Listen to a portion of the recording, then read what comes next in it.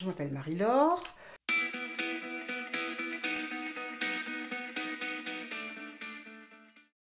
Comment me décrire? Comme une personne plutôt extravertie, qui aime vivre, qui aime plein de choses, qui a un foutu caractère, qui aime la vie et les gens, et voilà.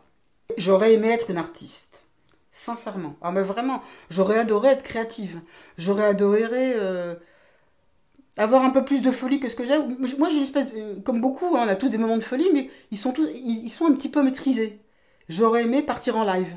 Mais comme pendant longtemps j'ai compté que sur moi-même parce que je l'avais voulu, je ne pouvais pas me permettre de trop partir en live parce qu'il y avait quand même des choses à gérer, des choses à assumer, des choses à faire. Donc il fallait rester un petit peu carré quand même, quoi. J'aurais aimé, dans un milieu artistique, c'est clair, mais je m'en suis peut-être pas donné les moyens, c'est clair aussi. Et puis je savais, je pense que j'étais pas de toute façon. Ou ça me demandait trop de boulot et comme je suis un peu feignante, je me suis dit non, 15 heures, 15 heures par, 6 heures par jour de piano ou de peinture ou de machin, non, vas-y, ça fait beaucoup trop, j'ai plus le temps pour vivre autre chose. Il y a ça aussi, je le reconnais. Voilà. J'aurais aimé être insouciante aussi. Mais ça, je l'ai été. Non, mais ça, je l'ai été insouciante. Je ne le suis plus.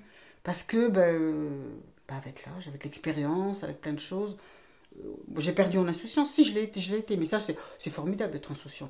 Quel bonheur d'être insouciant. C'est pas que rien ne te touche, mais tu prends les choses avec légèreté, c'est remarquable. Oh, qu'est-ce que c'est bien. Ah ouais, c'est bien ça.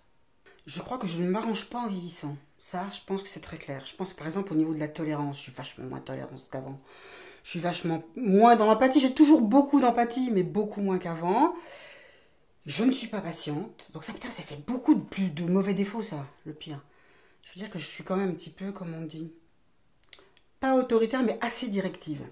Parce que je ne suis pas patiente. Et que si ça vient pas tout de suite, faut que ça vienne. Je communique trop, moi. Je communique beaucoup, enfin, je suis très volubile, je parle beaucoup, je parle tout le temps. Je parle beaucoup, mais j'écoute. Moi, je parle beaucoup, mais du coup, je noie le poisson. Ce qui fait que bien souvent, quand les gens ne se souviennent pas ce que j'ai dit, des fois, c'est pas plus mal non plus. Mais je les écoute aussi, malgré ce qu'on peut croire. Je me souviens bien de ce que les gens me disent. Oh, bah j'en ai autant que des défauts, dis donc. Les mêmes, sans doute, en plus. Qualité, ouais, quand même l'empathie. Je pense que je m'adapte très facilement aux situations, aux gens. Ça ne veut pas dire que je suis malléable, mais je pense que je m'adapte très facilement. Et puis, la joie de vivre, j'aime les gens, j'aime vivre, j'aime tout ce qui est bien, tout ce qui est joyeux. Je suis optimiste, je pense que c'est surtout ça. C'est plus un trait de caractère, sans doute, qu'une qualité. Mais c'est plutôt comme ça que moi, je me perçois. Que les gens que j'aime soient malheureux. Ça, c'est quelque chose qui me procure de la peine, beaucoup de peine. Alors, quelles qu'en soient les raisons, que ce soit affectif ou autre, quelles qu'en soient les raisons, les gens que j'aime, quand ils sont malheureux, ça me rend malheureuse, ça me donne beaucoup de peine pour eux. Ouais, c'est ça surtout. Après, évidemment, il y a la fin dans le monde, la paix dans le monde et tout ça. Bon, enfin, bon, il n'y a rien de nouveau. Ce qui me tient le plus à cœur, c'est ça, c'est le bonheur des autres. Donc, s'ils l'ont pas, ça me peine. Le bonheur des autres, de ceux que j'aime, y compris de ceux que j'aime pas, que je n'aime pas ou dont je ne me soucie pas habituellement, parce que je pense que le bonheur c'est la clé de tout, quoi. Si t'es pas heureux, ben tu fais rien, tu profites pas. Ouais, je pense que c'est ça. Mais après, il y a plein d'autres choses. Hein. Il y a une tourterelle qui fait son nid à côté de chez moi, ça me procure du bonheur. J'ouvre mes volets, il fait beau, ça me procure du bonheur. Enfin, des trucs simples, des joies simples.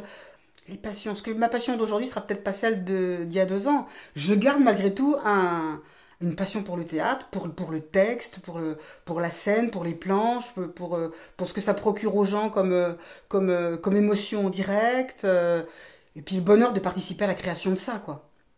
Et maintenant, je pense plus que de jouer, ça se représentera plus. Mais au cas où, il se proposerait un truc où je pourrais participer derrière à un projet quel qu'il soit, j'avoue, je me régalerais de le faire, quoi. Euh, ça me plaît. On donne du bonheur aux gens dans ce genre de choses, donc ça me passionne. Le théâtre, c'est quand je suis arrivée à Paris, là j'ai commencé à prendre des cours de théâtre dans une école de théâtre, mais sincèrement, avec le recul, j'étais pas vraiment bonne.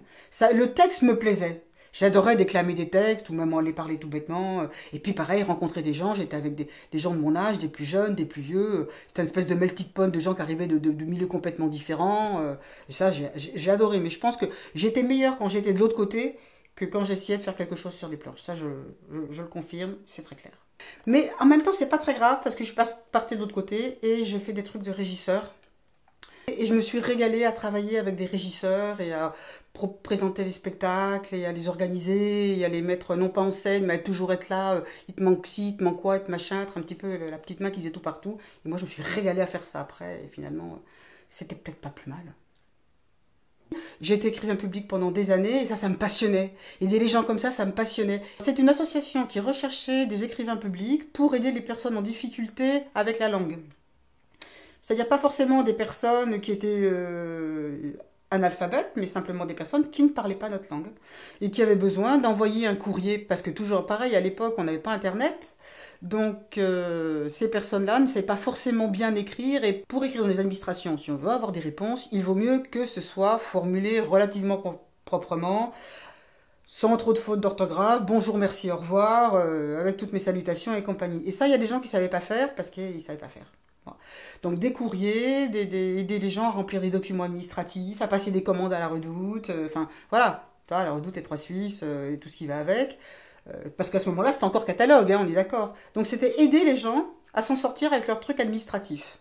Bah, je tiens debout quoi, je tiens debout. Tu peux y aller, tu peux me taper dessus, je tiens debout. Je courbe pas les chines, ça peut faire comme ça, mais hop, ça va remonter aussi vite.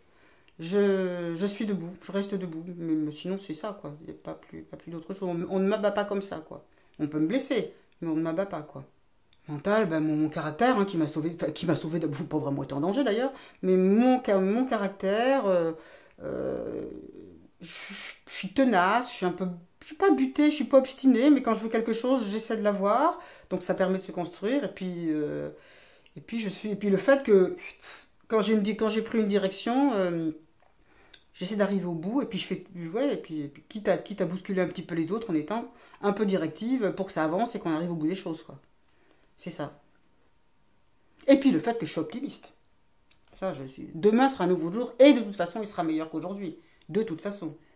Et si c'est pas le cas, bah après-demain sera meilleur que demain. Ça c'est une force je pense qui permet d'avancer dans les jours où tu as l'impression qu'il fait nuit dès 9 h le matin quoi. Parce que ça arrive aussi.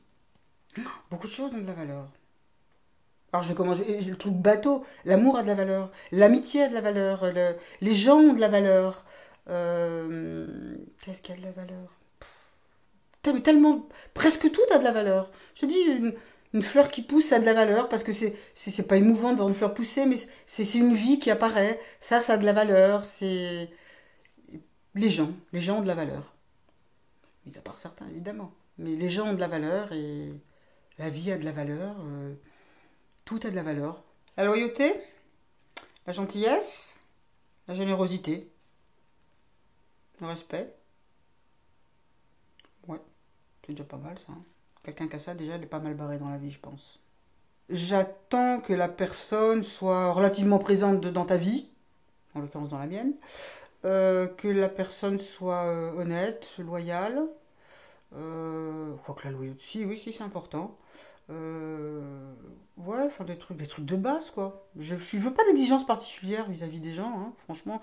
S'ils sont là, c'est parce que ça va, sinon les gens sont pas toujours hyper faciles non plus, tu vois. Mais moi les gens, en même temps, moi les gens, si ça colle pas, terminé, je passe à d'autres. On va pas rester comme ça avec des gens si ça colle pas. Ces gens que j'ai rencontrés, j'ai pas été pote avec tout le monde parce que certains trouvaient que j'étais un petit peu trop directive, d'autres que j'en attendais trop d'eux, et en même temps ceux qui pensaient la même chose mais se disaient il y a un vrai échange et eux m'apportaient aussi beaucoup donc les relations s'inversaient ou en tout cas elles se créaient entre nous quoi. Puis c'est comme ça, et puis c'est toujours comme ça de toute façon. Moi, je suis très aussi intéressée de savoir ce que font les gens, y compris à Metz. Ça m'intéresse aussi beaucoup en tant qu'individu.